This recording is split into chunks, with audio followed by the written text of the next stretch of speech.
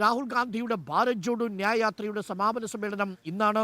മുംബൈ ശിവജി പാർക്കിൽ നടക്കുന്ന mega rally India മുന്നണിയുടെ ശക്തിപ്രകടനമാകും എന്നതും ഉറപ്പാണ്. 63 ദിവസം കൊണ്ടാണ് ഭാരത് ജോഡോ ന്യായ് യാത്ര സമാപിക്കുന്നത്. നോബൽ ചേരുന്നു. Nobel, good morning. ഇന്നിപ്പോൾ മഹാരാഷ്ട്ര ശിവജി പാർക്കിൽ നടക്കാൻ പോകുന്ന ഭാരത് ജോഡോ ന്യായ് യാത്ര സീസൺ 2 സമാപനം വലിയ രീതിയിലുള്ളൊരു ശക്തിപ്രകടനമാക്കി മാറ്റാനാണ് ഇന്ത്യ മുന്നണി ശ്രമിക്കുന്നത്. ഇന്ത്യ മുന്നണിയിലെ പ്രമുഖരായ നേതാക്കളെല്ലാവരും ഈ ഭാരത് ജോഡോ ന്യായ് യാത്രയുടെ സമാപന സമ്മേളനത്തിൽ എത്തിച്ചേരുന്നുണ്ടോ? അത് അക്ഷരാർത്ഥത്തിൽ ഇന്ത്യ മുന്നണിയുടെ ശക്തിപ്രകടനമായി തീരുമോ?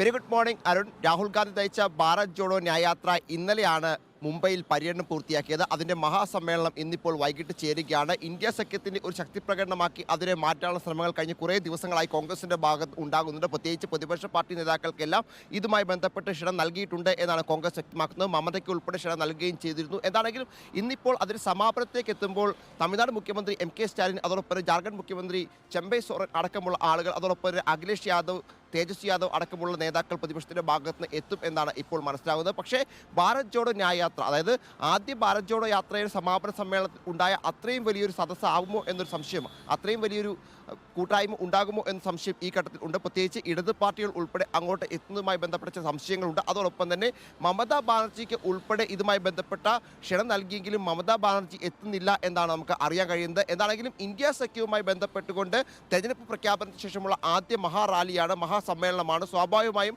കേന്ദ്ര സർക്കാരിനെതിരായ വലിയ രീതിയിലുള്ള പ്രതിഷേധങ്ങൾ, അതോടൊപ്പം വിമർശനങ്ങൾ ഉണ്ടാകും. അതോടൊപ്പം തന്നെ ലോക്സഭാ തെരഞ്ഞെടുപ്പിന് തുടക്കം കുറിക്കുകയാണ് ഇന്ത്യ മുന്നണി എന്നുകൂടി നമുക്ക് ഇതുകൊണ്ട് വിലയിരുത്തേണ്ടതായി വരും. എന്താണെങ്കിലും മുംബൈയിലെ ശിവാജി പാർക്കിലാണ് ഇന്നിപ്പോൾ ഈ പരിപാടി നിശ്ചയിച്ചിരിക്കുന്നത്. 5 മണിക്ക് പരിപാടിയുണ്ട്. 5 മണി ആ പരിപാടിയിൽ കോൺഗ്രസിൻ്റെ പ്രധാന നേതാക്കളെല്ലാം സോണിയാഗാന്ധി അടക്കമുള്ളവർ പങ്കെടുക്കും എന്നാണ് നമുക്ക് അറിയാൻ കഴിഞ്ഞത്. ഇന്നലെ തന്നെ പ്രിയങ്ക ഗാന്ധി അവിടെ എത്തി റാലിയിൽ ഉൾപ്പെടെ പങ്കെടുക്കുകയും ചെയ്തിരുന്നു. ബാക്കി നേതാക്കൾ, കേരളത്തിൽ നിന്നാണെങ്കിൽ രമേശ് ചെന്നിത്തല, അദ്ദേഹത്തിന് അവിടെ ചുമതലയുള്ള നേതാവാണ്, കെ സി വേണുഗോപാൽ അടക്കമുള്ള ആളുകളൊക്കെ അവിടെ ഉണ്ട് എന്നാണ് അറിയുന്നത്. നിലവിലത്തെ സാഹചര്യത്തിൽ ഈ ന്യായയാത്ര സമാപനം കൊണ്ട് പ്രധാനമായും ഈ CA അടക്കമുള്ള വിഷയങ്ങൾ രാജ്യത്ത് സജീവമായി നിൽക്കുകയാണ്. ഇതിനൊക്കെ എതിരായ ഒരു പ്രതീതി, അത് എതിരായ ഒരു പ്രതിപക്ഷത്തിൻ്റെ ഐക്യം ഉണ്ടാക്കുന്നതിന് വേണ്ടി ഇത് സഹായകരമാകും എന്ന വിലയിരുത്തലാണ് കോൺഗ്രസിന് ഉള്ളത്. അതോടൊപ്പം തന്നെ പല സംസ്ഥാനങ്ങളും, പ്രത്യേകിച്ച് മഹാരാഷ്ട്രയിൽ പോലും ഇപ്പോഴും ഇന്ത്യ സഖ്യത്തിൻ്റെ സീറ്റ് വിഭജനത്തിൽ അവസാനഘട്ട ചർച്ച നടക്കുന്നേ ഉള്ളൂ എന്നാണ് നമ്മൾ മനസ്സിലാകുന്നത്. ചർച്ചയിൽ ചില പ്രശ്നങ്ങൾ ഉണ്ട് എന്നും അറിയുന്നു. അതൊക്കെ പരിഹരിക്കാനും ഇതുകൊണ്ട് സഹായകരമാകും എന്നാണ് കോൺഗ്രസിൻ്റെ ഒരു വിലയിരുത്തൽ. എന്താണെങ്കിലും ഒന്നാമത്തെ ഭാരത് ജോഡോ യാത്രയുമായി ബന്ധപ്പെട്ട് താരതമ്യം ചെയ്യുമ്പോൾ അത്ര വലിയൊരു പ്രാധാന്യം അല്ലെങ്കിൽ അത്ര വലിയൊരു ഹെഡ്ലൈനിലേക്കൊന്നും ഈ രണ്ടാമത്തെ ന്യായയാത്ര എത്തിയില്ല എന്ന് വേണമെങ്കിൽ വിലയിരുത്തേണ്ടി വരും. മണിപ്പൂരിൽ നിന്ന് യാത്ര ആരംഭിച്ച് മുംബൈയിലേക്ക് യാത്ര സമാപിക്കുമ്പോൾ പലയിടത്തും യാത്രയ്ക്ക് വലിയ രീതിയിലുള്ള ഒരു സ്വീകാര്യത ഉണ്ടാക്കാൻ കഴിഞ്ഞു എന്ന ചോദ്യങ്ങൾ ഈ ഘട്ടത്തിൽ ഉയരുന്നുണ്ട്. ഇന്നിപ്പോൾ സമാപന സമ്മേളനം നടക്കുകയാണ്. കോൺഗ്രസിനെ സംബന്ധിച്ചിടത്തോളം പ്രതിപക്ഷത്തിൻ്റെ ഒരു ഐക്യവേദിയാക്കി അതിനെ മാറ്റിക്കൊണ്ട് ദേശീയ തലത്തിൽ തന്നെ ഒരു വലിയ രീതിയിലുള്ള ഒരു സ്വാധീനം ചെലുത്താൻ കഴിയും എന്ന പ്രതീക്ഷയാണ് കോൺഗ്രസ് ക്യാമ്പ് പങ്കുവയ്ക്കുന്നത്. അരുൺ. ഓക്കെ നോബൽ, മറ്റൊരു പ്രധാനപ്പെട്ട വാർത്തയുണ്ട്. അതിപ്പോൾ ജമ്മു കാശ്മീരിൽ നിയമസഭയിലേക്ക് തെരഞ്ഞെടുപ്പ് പ്രഖ്യാപിക്കുമെന്നാണ് നമ്മൾ കരുതിയത്. അരുണാചൽ പ്രദേശ്, സിക്കിം, ആന്ധ്രാപ്രദേശ്, ഒഡീഷ ഈ 4 സംസ്ഥാനങ്ങളിലെ നിയമസഭാ തെരഞ്ഞെടുപ്പ് മാത്രമാണ് ഇന്നലെ പ്രഖ്യാപിച്ചത്. ജമ്മു കാശ്മീരിൽ സെപ്റ്റംബറിന് മുമ്പ് തെരഞ്ഞെടുപ്പ് നടത്തണമെന്ന് സുപ്രീം കോടതി വിധിയുമുണ്ട്. ഈ പശ്ചാത്തലത്തിൽ ജമ്മു കാശ്മീരിൽ തെരഞ്ഞെടുപ്പ് നടക്കുമെന്ന് നമ്മൾ പ്രതീക്ഷിച്ചിരുന്നു. ഇന്നലെ പ്രഖ്യാപനമുണ്ടാകുമെന്ന് നമ്മൾ കരുതി. പക്ഷേ ജമ്മു കാശ്മീരിൽ തെരഞ്ഞെടുപ്പ് നടക്കാത്തതിൽ ഇപ്പോൾ പ്രതിഷേധം ശക്തമാകുന്നു എന്നറിയുന്നു. CPM ഈ വിഷയത്തിൽ പ്രതികരിച്ചിട്ടുണ്ട്.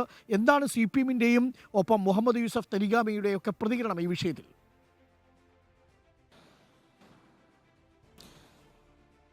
അരുൺ സൂചിപ്പിച്ചതുപോലെ തന്നെ ലോക്സഭാ തെരഞ്ഞെടുപ്പ് ജമ്മു കാശ്മീരിൽ പ്രഖ്യാപിക്കും എന്നാണ് എല്ലാവരും പ്രതീക്ഷിച്ചത്. തെരഞ്ഞെടുപ്പ് കമ്മീഷൻ അവിടുത്തെ രാഷ്ട്രീയ പാർട്ടികൾ ഉൾപ്പെടെയായി ചർച്ച നടത്തിയപ്പോൾ രാഷ്ട്രീയ പാർട്ടികളും അതേ ഒരു നിലപാട്, അതായത് ലോക്സഭാ തെരഞ്ഞെടുപ്പും പ്രഖ്യാപിക്കണം എന്ന നിലപാടാണ് പങ്കുവച്ചത്. എന്താണെങ്കിലും ഇന്നലെ മുതൽ തന്നെ ഈ വിഷയത്തിൽ പ്രതികരണങ്ങൾ വരികയാണ്. ഇന്നിപ്പോൾ CPM-ൻ്റെ ഭാഗത്താണ് പ്രതികരണങ്ങൾ വരുന്നത്.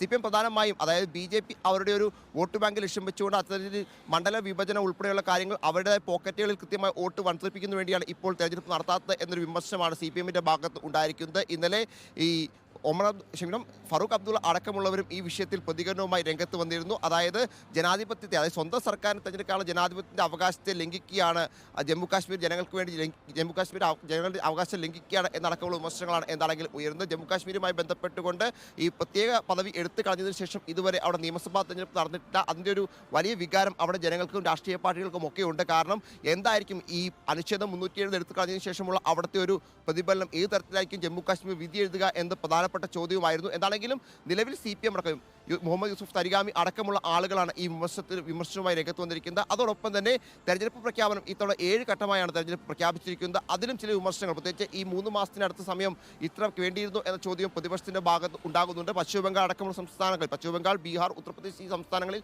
7 ഘട്ടത്തിലും തെരഞ്ഞെടുപ്പ് നടക്കുന്നുണ്ട് എന്നും പ്രധാനപ്പെട്ടതാണ്. അതിനെയും വിമർശനങ്ങളുണ്ട്. കാരണം പശ്ചിമബംഗാളിൽ ഒറ്റഘട്ടമായി തെരഞ്ഞെടുപ്പ് നടത്തണം എന്നായിരുന്നു തൃണമൂൽ കോൺഗ്രസിന്റെ ഒരു ആവശ്യം. പക്ഷേ 7 ഘട്ടമായാണ് അവർ തെരഞ്ഞെടുപ്പ് പൂർത്തിയാകുന്നത്. അതൊക്കെ ഇത്തരത്തിൽ BJPക്ക് ഗുണകരമാവുന്ന രീതിയിൽ കാര്യങ്ങൾ കൈകാര്യം ചെയ്യുന്നതാണ് എന്ന വിമർശനമാണ് ഉള്ളത്. എന്നാലും ജമ്മു കാശ്മീരെ സംബന്ധിച്ചും അത്തരത്തിൽ BJP വിഭജിച്ചുകൊണ്ട്, മണ്ഡലങ്ങൾ വിഭജിച്ചുകൊണ്ട് അവരുടെ വോട്ട് ബാങ്ക് ലക്ഷ്യം വെച്ചുകൊണ്ട് അവരുടെ താല്പര്യത്തിന് വേണ്ടിയാണ് ഇത്തരത്തിൽ ഇലക്ഷൻ നടത്താത്തതെന്ന വിമർശനമാണ് CPMന്റെ ഭാഗത്ത്, മുഹമ്മദ് യൂസുഫ് തരിഗാമിയുടെ ഭാഗത്ത് ഇന്നിപ്പോൾ ഉണ്ടായിരിക്കുന്നത്. അരുൺ. Okay, thank you. നോബൽ മാരിക്കാരനാണ് വിവരങ്ങൾ നൽകിയത്. ദേശീയ രാഷ്ട്രീയത്തിൽ സംഭവബഹുലമായ ദിവസങ്ങളാണ് ഇനി വരാൻ പോകുന്നത്. ഇന്നിപ്പോൾ ഭാരത് ജോഡോ ന്യായ് യാത്രയുടെ സമാപനം ശിവജി പാർക്കിൽ നടക്കുമ്പോൾ അത് ഇന്ത്യ മുന്നണിയുടെ ശക്തി പ്രകടനമായി മാറുമെന്ന കാര്യത്തിൽ സംശയമില്ല.